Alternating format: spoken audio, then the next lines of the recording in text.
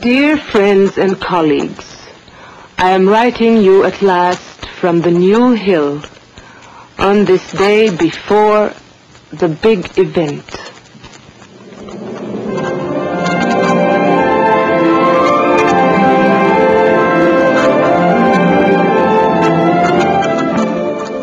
I have been a Hadassah for 13 years now, ever since we started dreaming about all this.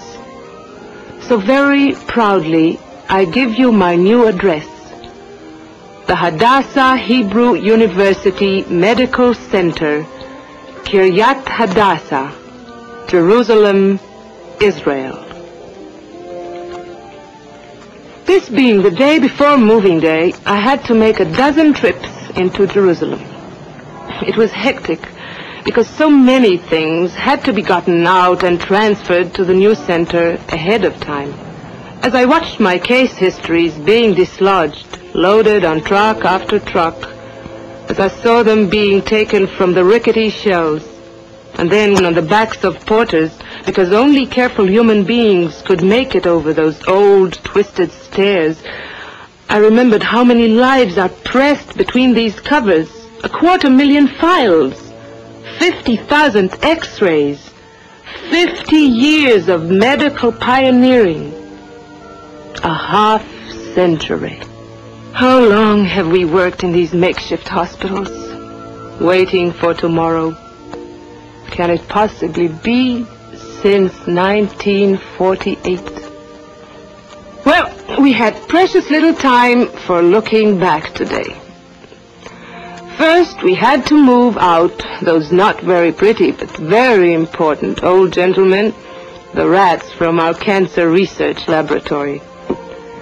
Then came hearts that could break very easily if you weren't careful. The teaching models from the cardiovascular unit. The research staff did that itself. After which, they dismantled the apparatus as though it were made of gold. Every laboratory was responsible for its own research reports. And when I think how much hope for mankind was packed into those cardboard boxes and into these specimens, I still get a flutter of the heart. The cobalt therapy unit, the bomb from the tumor department, took a couple of days to undo, with everybody knowing that every screw and every bolt will have to be put back exactly where we found it, back into the orderly jungle of lead and steel and cables and wires, after which came the mountains of worn-out sheets, the pillowcases and other linens and uniforms. I guess we'll just have to go on patching them until you can send us the 250,000 pieces of new supplies we simply must have, and soon. But my dears, when it came to taking a last look at the old building and say goodbye and thank you to the good sisters of the convent of St. Joseph who gave shelter to our nurses' school after we were forced down from Mount Scopus, we all just went to pieces. Everybody cried. All the department heads and the girls, the Mother Superior, like a bunch of silly women, that's what. We just bawled, all of us. And do you know what the Mother Superior said before we left? "We'll miss you, my children," she said. "We'll miss you because it's going to be so quiet now." Quiet? There wasn't going to be a moment of quiet for the next 24 hours, not with the checking and transferring and preparation we had to do. I must say, though, I never saw nurses enjoy making beds as much as our girls did as they prepared for tomorrow. The new equipment enchanted them. This was one time when no inspection was needed. Their hospital corners were good enough to frame. Though every department did its own checkout, all of us yearned to get assigned to the operating theaters. We all wanted to examine its wonders firsthand. especially that oxygen piped in straight from the ceiling, and those wonderful lamps, and the built-in X-ray screens, and the outlets for every kind of apparatus. Our spectacular wash-up system, I understand, was actually invented by us for the center. There's nothing like it in all Israel. It has glass sides, low basins, automatic and disinfectant release, visible flush drains, and all of it untouched by human hand. On the boiler control panel, the lights go on and off like Broadway on a Saturday night. Imagine having instant hot water in Israel. Always. As for the central switchboard, that's going to become a landmark in telephone history. I never saw so many buttons, all tying in with hundreds of phones throughout the center. The intercom is a godsend in a hospital the size of ours. And the sterilizers are positively bank vaults. As for the kitchens, they are what Americans call dream kitchens. Fabulous. Do you wonder my student nurses got all wound up? We had only to look at them, and they'd break into giggles. They came from their crowded dormitories in batches for days. 'Twas impossible to hurry them up, or to get them to unpack, or to make them leave their beautiful new rooms. The tension certainly needed breaking. And the girls proceeded to do just that themselves. At the stroke of noon, on this day before the big day, with the kind eyes of Henrietta Zold, of blessed memory, looking down, the girls did what Israelis always do so easily. They sang and they danced.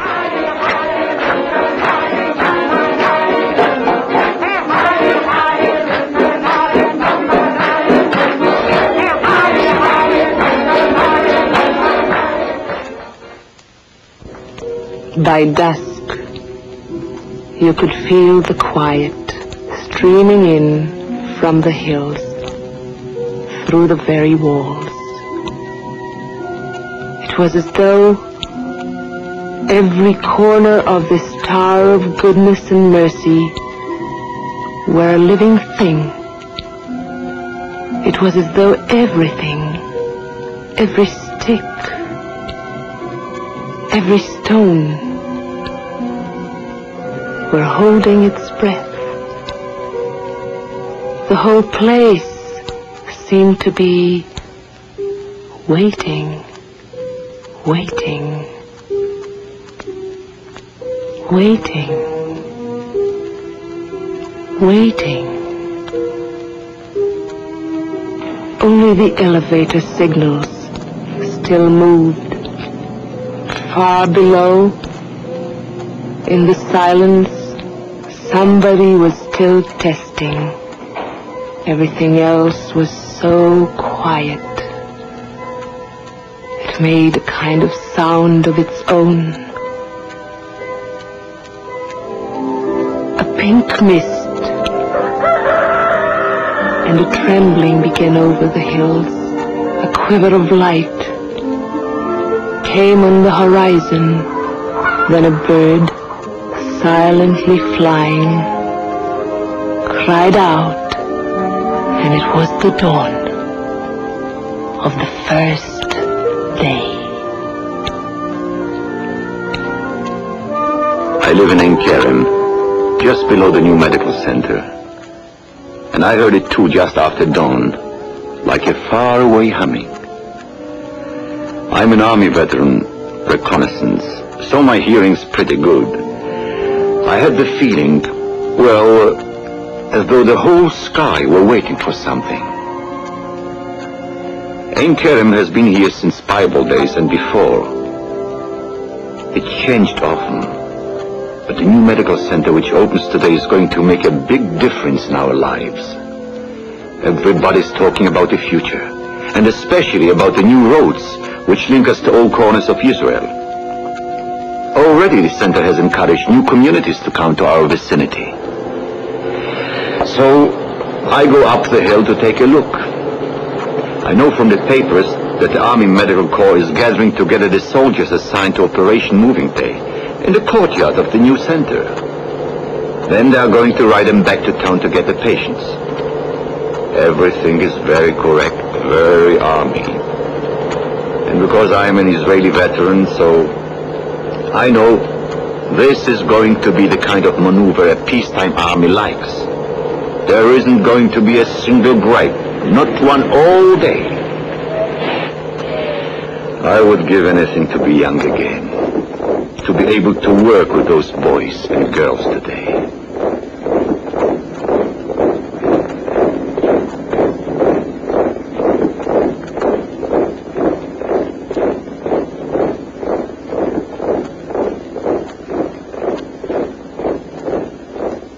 We volunteers of Yaal were certainly the helping hand of Hadassah.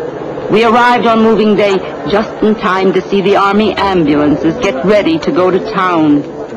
The boys had to affix the banners first. They asked about them. You mean, they said, that everyone comes from the USA? It was marvelous watching them, carefully carrying each wire-fu to each lorry, and apologizing. They kept saying, "Excuse me, Geveret, but we can put only a few on each side and not in front of the windshield. Like this. So it won't blot out the road. We can't take chances today, Geveret." Our medical director rolled up one of those spools for telephone cables to hold the flag of Israel, which snapped out in the morning wind, and then the flag with the Hadassah seal. The honor of cutting the ribbon went to the Hadassah Medical Organization chairman from the United States, with our own Hadassah Council people and the Al Committee and the nurses looking on. And can you imagine how we felt when the director took over the old key for Mount Scopus, which they found when they were packing up? It was like saying, "If I forget thee, O Jerusalem, in one more way." I came down from the new center with the Medical Corps at 6:30 in the morning. I guess every American newspaper man in Israel got the assignment like me, because Hadassah is organized in 1,300 cities back home. Well, once down, they took positions outside the old Hadassah hospitals. And I must say that if this man's army always takes it like this, relaxed and easy, they're going to be fine. They're a very human being kind of army altogether, you know? Oh, not that they don't have the jokers who make with the girls. There wouldn't be an army otherwise. And brother, can you pitch a line in modern Hebrew? You know, if there's one thing in the world that's the same wherever you go, it's a soldier. And the literature he reads. And the way he takes a snooze the minute he takes a load off his feet. And shoots the breeze the minute you turn your back. But when an army and a people take self-discipline like these Israelis, that's special. You should have seen the Hadassah staff mesh with the COs. By the time they came to inspect, you knew there wasn't going to be a single hitch. The staff and the patients had all been prepared. Breakfast had been served. Morning prayers were being prayed. Praise be thou, O Lord our God, King of the universe, who has kept us in life and sustained us and enabled us to reach this season. Now, here's what my notes say. The police are checking out the route before dawn. Assigned are 20 Army Medical Corps ambulances plus Hadassah's own. There will be 120 stretcher bearers and 350 Yaal volunteers. Tags: pink for severe cases, blue for ambulatory. These were given out last night and are being attached this morning. Each bears the name of the patient, the number of his new room at the center, the doctor's name, and so forth and so forth. I've covered everything.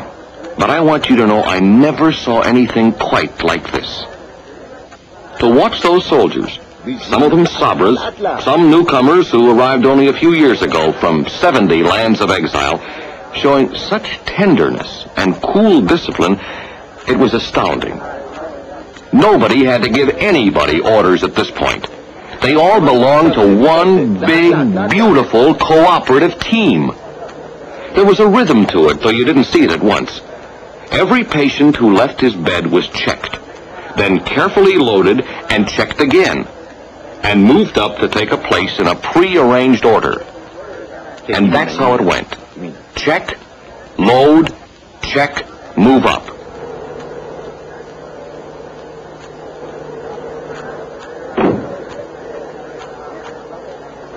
Check, load, check, move up. Ashniya, Shama.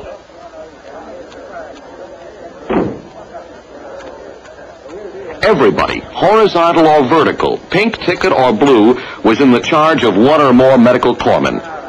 Everybody was sent off under the eye of his doctor, with all the big boys in there pitching. Everybody had his own assigned nurse or YAL volunteer. I tell you, it went like clockwork. You know, sick people have an extra faculty somewhere. They know real gentleness from the imitation. I watched the faces of these hundreds of patients and the men and women helping them, and you could see the absolute confidence, the family feeling there is among them. Even I caught it. When the eye cases came down, I found myself getting into the act, doing kind of a funny thing, talking to them very slowly as though they couldn't hear me. There I was, calling out in my ghastly Hebrew, "All right, take it easy, Grandma. Just lean on the soldier, Abba. That's right. Easy does it." In the children's ward, the psychology was working like 60. They got the kids to pack their own toys so they wouldn't get edgy. And they kept singing and talking and humming while the bed cases were told to keep weaving things. After which, out came the Velvet Touch crew, each with a 14-carat bundle in her arms. They looked so proud you'd think they were going to be presented at court. Even the barking of the soldiers changed when they came on the scene. You know, so let's go, little sweeties. Let's march, girls, let's march. Everybody up, we're going for a ride in the Golden Chariot.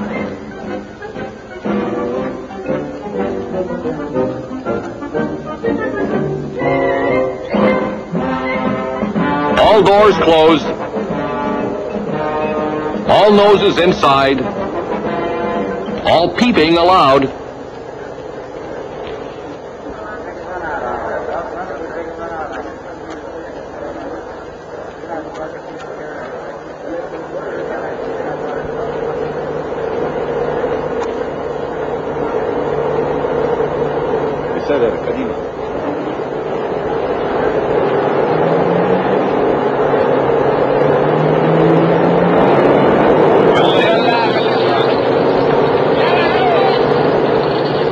I never saw Army vehicles move out like those did, feeling their way over every bump and crevice.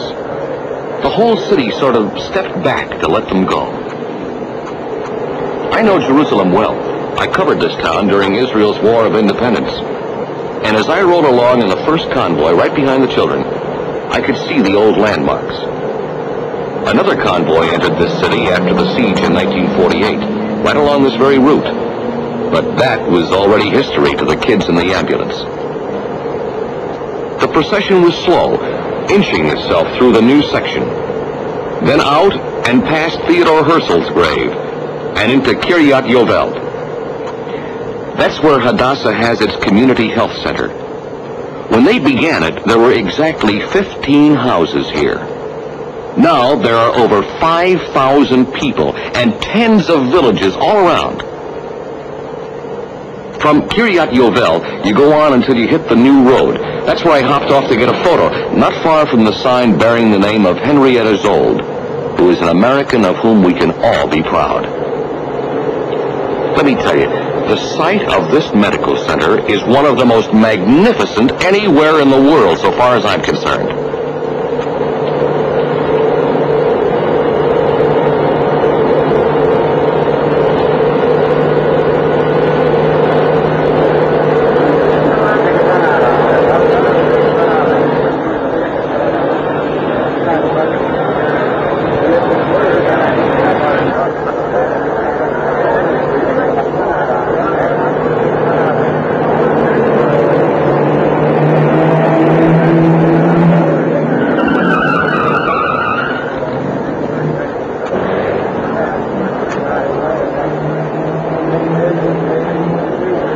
And what happened when unloading began was, well, how shall I put it? It was like watching a great picture being painted, or listening to a symphony. It was like that famous prayer of the Jewish physician by Maimonides. Thou sendest to man diseases as beneficent messengers to foretell approaching danger and to urge him to avert it. Thou hast blessed thine earth, thy rivers and thy mountains with healing substances. Thou hast endowed man with the wisdom to relieve the suffering of his brothers. Inspire me, O Lord, with love for my art and for thy creatures. In the sufferer, let me see only the human being. Support me, O Lord, in this great task, so that it may benefit all mankind.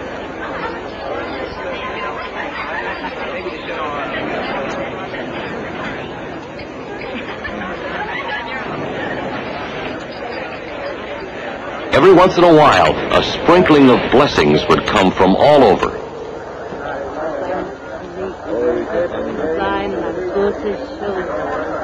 Mazal tov. With some rest and peace. Best of luck. Bisha tova.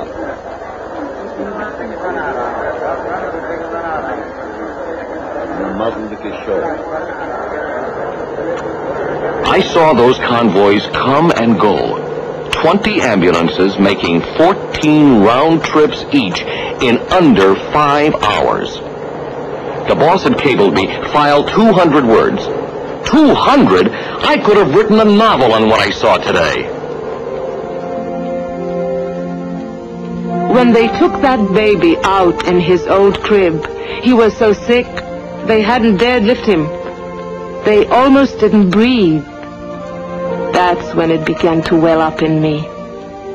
The girls from Chen, the women's army who also served in the medical corps, each with her infant treasure, and the nurses were so sweet, so human. I wanted to thank God for having lived to see all this.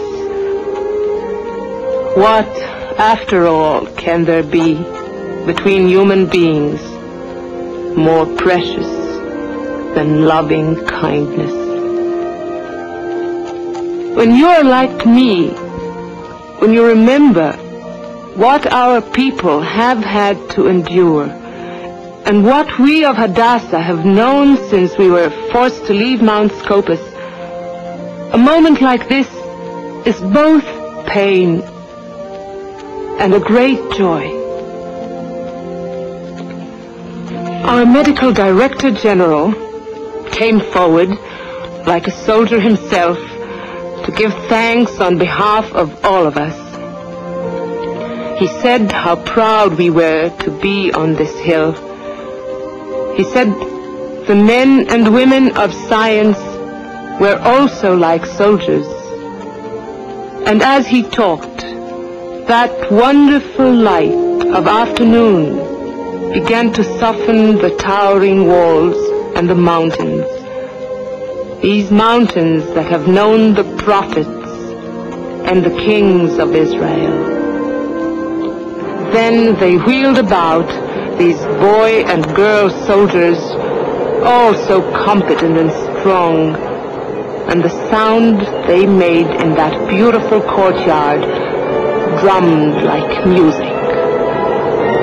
Their job was done. They were going back to the army base.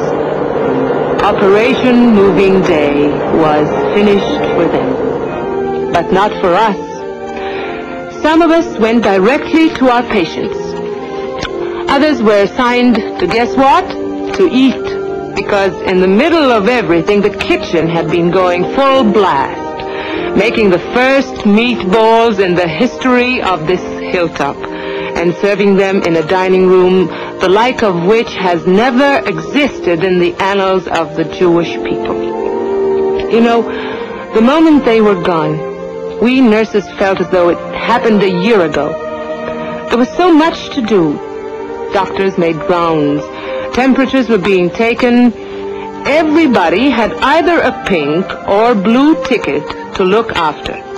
Even a game of checkers was prescribed to help the young ones simmer down. And I need not tell you that every baby in need of a cuddle or a kiss got it. The families of the really sick people who had moved along with us were a great comfort. We were glad to have them there. Just think.